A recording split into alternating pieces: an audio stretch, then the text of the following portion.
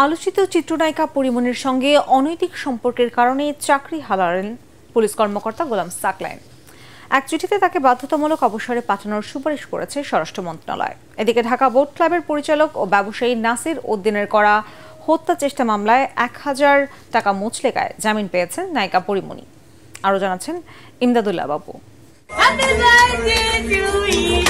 ঢাকার বোট ক্লাবে ২০২১ সালের ১৩ জুন ধর্ষণ ও হত্যা চেষ্টা করা হয়েছে বলে অভিযোগ এনে মামলা করেন চিত্রনায়িকা পরিমণি। মামলার তদন্তের অংশ হিসেবে বেশ কয়েকবার মিন্টু রোডে মহানগর গোয়েন্দা পুলিশ কার্যালয়ে যাতায়াত করেন তিনি।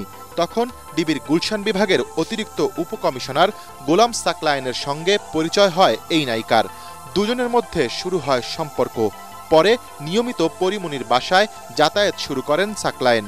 সাকলায়েনের স্ত্রী বাসায় না থাকায় রাজারবাগে পুলিশ কর্মকর্তাদের সরকারি বাসভবন মধুমতিতে গিয়ে প্রায় ১৭ ঘণ্টা একান্ত সময়ও কাটান দুজনে, যা স্বীকারও করেন আলোচিত পরিমণি। মামলার তদন্ত চলাকালে দুজনের এমন অনৈতিক সম্পর্ক নিয়ে বিভিন্ন মহলে শুরু হয় সমালোচনা। তখন সাকলায়েনকে ডিবি থেকে সরিয়ে মিরপুরে পাবলিক অর্ডার ম্যানেজমেন্টে সংযুক্ত করা হয়। এ বিষয়ে তদন্ত শুরু করে পুলিশের অপরাধ তদন্ত বিভাগ সিআইডি। দুজনের মোবাইল ফোনের তথ্যের ফরেনসিক যাচাইয়ে তাদের অবৈধ সম্পর্কের প্রমাণ উঠে আসে, যাকে অসদাচরণ বিবেচনা করে সরকারি কর্মচারী বিধিমালা অনুযায়ী বিভাগীয় মামলায় গুরুদণ্ড দেওয়ার সুপারিশ করা হয়েছে।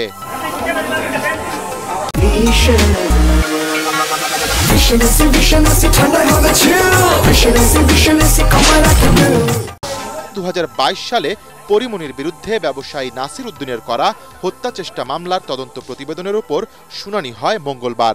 ঢাকার সিনিয়র জুডিশিয়াল ম্যাজিস্ট্রেট আদালতে এদিন উপস্থিত হয়ে জামিন আবেদন করেন পরিমণি।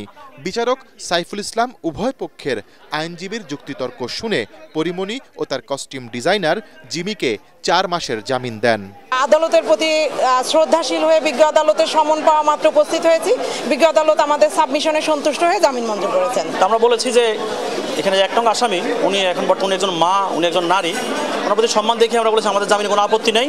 ব্যবসায়ী নাসির উদ্দিনের করা এই মামলা তদন্ত করে পিবিআই। এই মামলায় আগামী ১ অক্টোবর অভিযোগ গঠনের দিনও ধার্য করেছে আদালত। ইমদাদুল্লাহ বাবু, ATN বাংলা, ঢাকা।